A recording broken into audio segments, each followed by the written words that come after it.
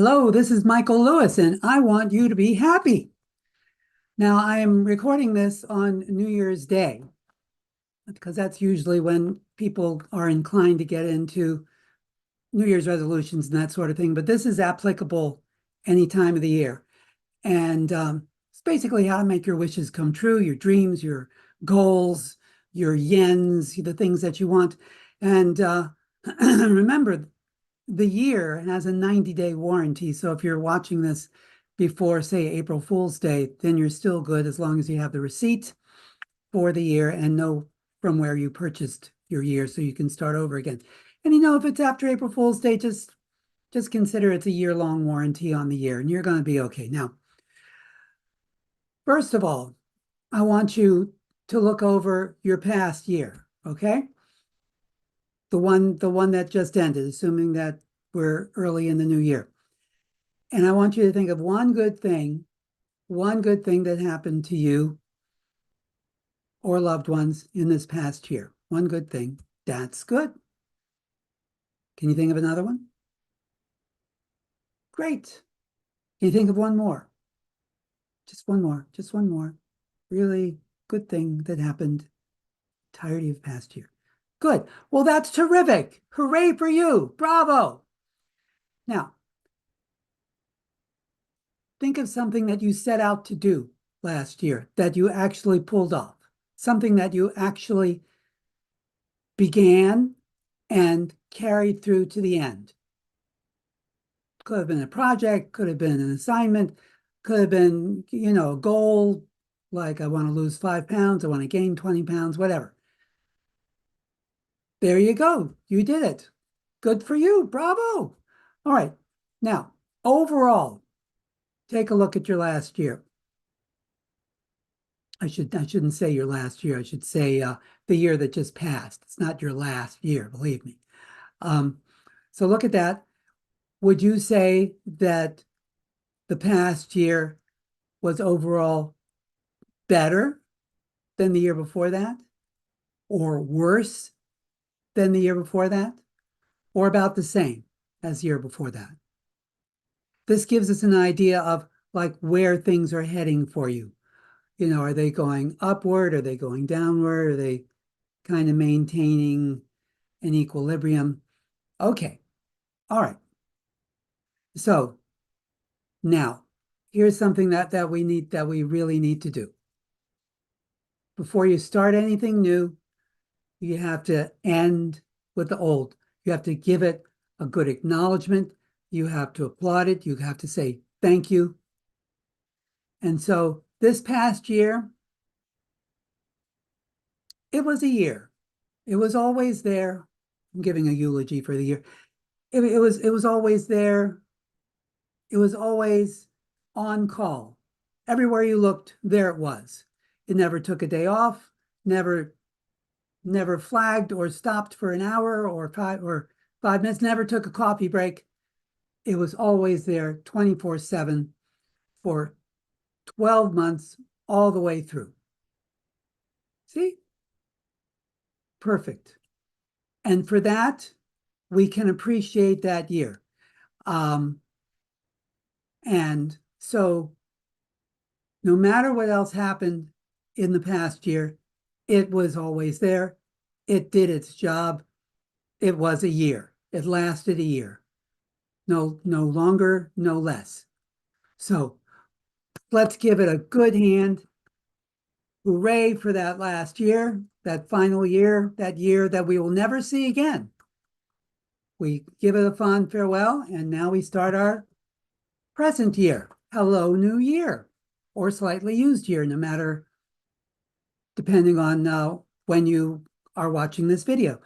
Okay, so let's look over this coming year and what you want to do this coming year.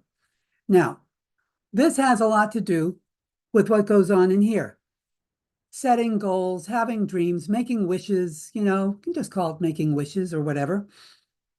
And there's actually a way to do this. You can't just sort of say, yeah, I'm going to be rich, or yeah, I'm going to lose 50 pounds, or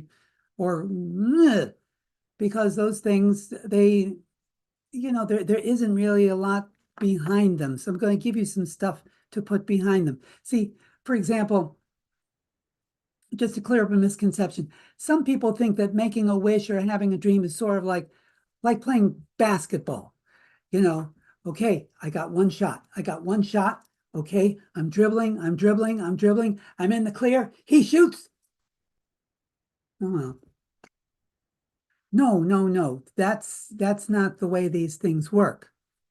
It's not like basketball. You have to be continually wishing, dreaming, having that goal in mind.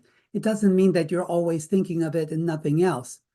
But I want you to, just as an analogy, take a look at what I'm doing. I'm doing something very specific right now. I'm going to do it for a few seconds. See if you can guess what I'm doing.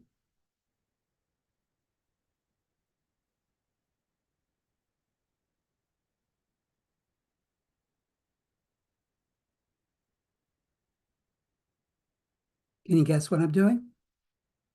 Some of you are pretty bright. Yeah, I'm breathing. That's what I'm doing. Now, I'm always breathing, always. There have been a few times when, I mistakenly went into a swimming pool and I had to hold my breath. But aside from that, I always breathe. Breathing to me is very important. As a matter of fact, I actually firmly believe that if I actually stopped breathing for more than, I don't know, 10, 15 minutes or so, I would probably die. Yeah. Uh, I'm generally not aware that I'm breathing, but I'm always breathing. Now, when you have a dream, when you have a target, when you have something that you want to do in mind, this is how you, as an immortal spirit, breathe. You're continually putting out thoughts, you're continually putting out ideas, you're continually putting out opinions, and you're continually putting out dreams, your goals, and so forth. It's a continuous thing. Now, some people, if you've ever had the opportunity to meet a really great person or someone who's just really successful, and you stand next to them for a bit, you kind of get the idea in their space. You can almost pick up what they're putting out into the world. What they're putting out in the world. My sister spent some time with the Dalai Lama. She was hosting him at some event that he was doing at a hotel in Israel. And she told me later on that when you're with him, when you're next to him, when you're standing there with him, you can just sort of feel all this energy, all these kind of pictures of everybody happy, peace on earth, all is well, everything's good. You know, he wears it like a blanket, like a lovely coat. And you can do that too. And you've probably known people like that. A funny person, for example, you're next to them and you just feel like the whole world is suddenly funny, you know, and that's pretty much what that person's putting out is funniness. I'm a funny person. Things are funny. Things are not that serious.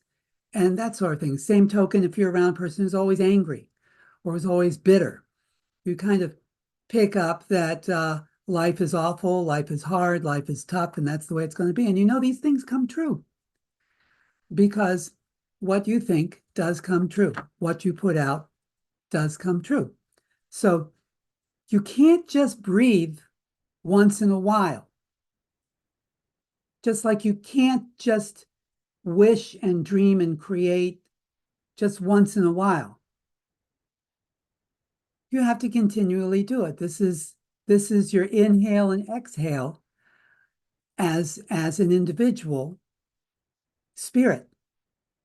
So, what about dumb, stupid thoughts? What about those little annoying things that come into your head, that little voice that pops up and goes, you ha, that sort of thing? Well, there is a very specific, very complicated procedure that you can follow that handles those things, those stupid, annoying, negative thoughts and so forth. And you might want to take notes on this. And anyway, here it is. Here it is. I'll just tell you what it is. You change your mind. That's all. That's all you have to do. You just change your mind. When that thought comes in, you just change your mind. You just say, no, I can do this. I'm doing it. It's being done. And of course, that thought's going to come right back because it's your thought and it loves you and it wants to be around you. But I guarantee you, if you can discipline yourself to be alert to those thoughts when they do come in and change them when they do come in, they will eventually get resentful and will go away and find somebody else to bother. So a little bit of a discipline, but you find if you do that enough times and you're aware of it, it won't happen so much because you have control over it. It's not going to be a subconscious thing. So now, all that being said, here are, because I knew you wanted to know this, here are the top 10 New Year's resolutions by survey. And they're not in particular order. But just to give you an idea, see if any of these are familiar to you. We've got get in shape, quit smoking, travel more, read more books, find true love, save money, drink less alcohol, find a new passion, be more patient, and start dieting. You've probably heard some of those before. You've probably had some of those before. Now, one thing I want you to notice is that a lot of these are solutions to problems. Like get in shape is a solution to the person being out of shape. Drink less alcohol is a solution to the person obviously drinking too much. Quit smoking, that's another solution. It's a solution to a problem. This is why these things are called resolutions. If you look at the word resolution, you can divide it into which means to do something again, solution. It's a solution that you try to do again. It basically means you're trying to resolve problems that you've already had for a while.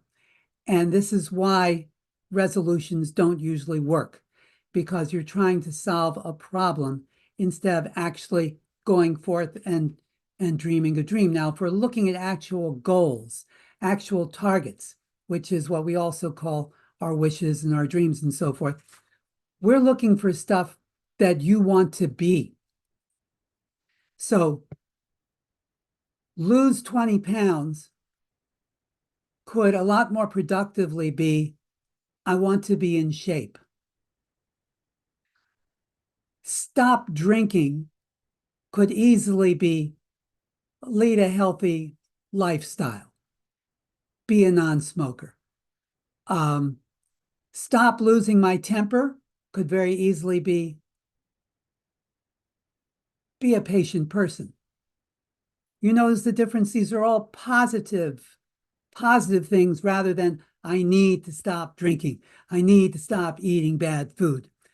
I need to stop being nasty to my kids and my spouse. You see, all those things are stop drinking, stop being nasty, stop smoking cigarettes, and so forth. Your wishes and your goals need to be positive because you are a positive person. And you can't breathe backwards. I don't know what that means, but you know what I mean. It has to be positive. So I want you to think of some positive goals that you have for this coming year, like 5 or 6. You can put me on pause if you like. I'll be patient. Or you can do this later in the privacy of your boudoir. But do make those goals, 5 or 6 of them. Now, when you're making them, make sure they're not like New Year's resolutions. Like I'll never be insolvent again. Better to say I'm prosperous. See? So You can absolutely work on quitting smoking. You can absolutely work on these things, but you notice those are all those are all actions that you're going to take that are part of what you're achieving in your positive goals. You get the difference. You got the goal up here, and then you've got the actions that are under it. Don't dream of the actions, dream of the goal. Now, I'm going to give you a very important two-step trick that has helped me get things done, helped me hit my targets. It's helped me achieve stuff I never thought I'd achieve, like getting my wife to say yes when I asked her to marry me. Impossible things like that. It's easy to have a dream. It's easy to have a wish or a goal, and it's easy to imagine them happening. And these are all vital. You must do these things. But there's one more thing that you need to do, and it's crucial, and hardly anybody does it. So I'm going to let you in on this secret. You've got to get the idea that it's easy. You've got to make yourself come to a realization as a part of your dream, as a part of your goal, as a part of your target, that it's easy. Now, you've experienced this before. I'm sure you have. Like in school, you got a tough assignment, something you had to, like a paper you had to write for homework, and you only had a couple of days to do it in or whatever. And it's like, how am I going to do this? How am I going to do this? Wait a minute. I can just do this and this and this. Yeah. Oh, yeah, I can do this. This is no problem. This is easy. See? You realized that it was easy, and it actually was. Now, if you keep the idea firmly in mind that what you're going after is easy, even if it's not, even if you know in your bones it's not, if you keep that thought in mind that this is easy, then that easiness becomes part of your dream, part of your goal, and it happens. And again, like breathing, you just continually have that realization until it becomes part of you, and you don't even know you're thinking about it. So here, think of something you don't want to do, but you have to do. You know, something really stupid and trivial, like you have to, I don't know, dust all the furniture or tidy your room or something like that. Take out all the trash for the last 3 weeks. It's been accumulating, whatever. And when you've got that, just get yourself in the frame of mind that it's easy to do. Just realize that it's easy. And it might seem a little, might take some of the uckiness off of it. Try it. Okay. So now another thing you want your wish, your dream, your goal, your target, you want it to be effective. You want it to be strong. You want it to stick there and not go away. What you need there is total commitment to it then. 100%, not 99.99999%. 100% commitment. You don't just stick your toe in the waters and have all sorts of things to fall back on. Well, if it doesn't happen, I can always beat that. No, no, no, no, no, no, no. Don't do that. Don't do that, because you're already setting up a barrier to yourself. So you just make the wish, dive right in, don't have any edits or conditions, or if this happens, then this is attached to it. Just have the purity of it there. This is how you breathe as an immortal spiritual being. You just put that thought there and you keep putting it there and you keep putting it there. You can't just sort of half breathe. You can't just sort of tentatively breathe with other things going on or with compromises. You just breathe. You can't take it back. You just breathe. Now, another thing is there's no such thing as a serious, important dream or as an unimportant dream. They're all equal opportunity. So you don't try to put any extra on something that's supposedly important. It's just lighter than air. Just like deciding to get up out of a chair and play with the cat. Of course, your entire life may depend on it. Of course, you may wind up being a pauper and so forth if it doesn't come true, but that's no reason to strain and stress over it.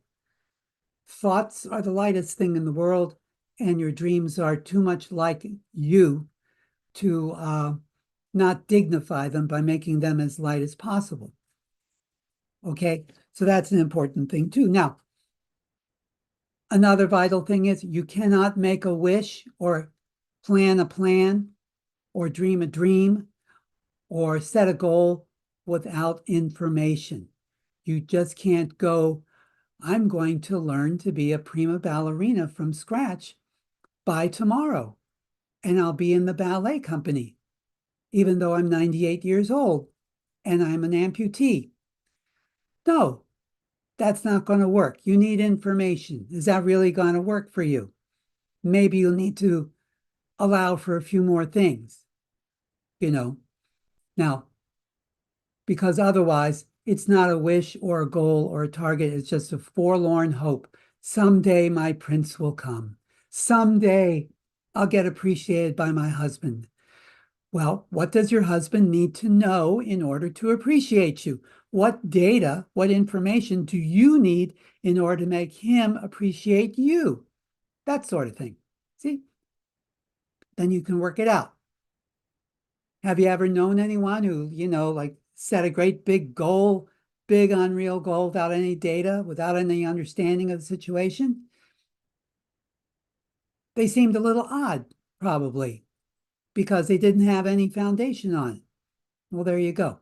So again, your wishes and your dreams do require some data. Any fool can make a decision. Don't be a fool. Make a good decision.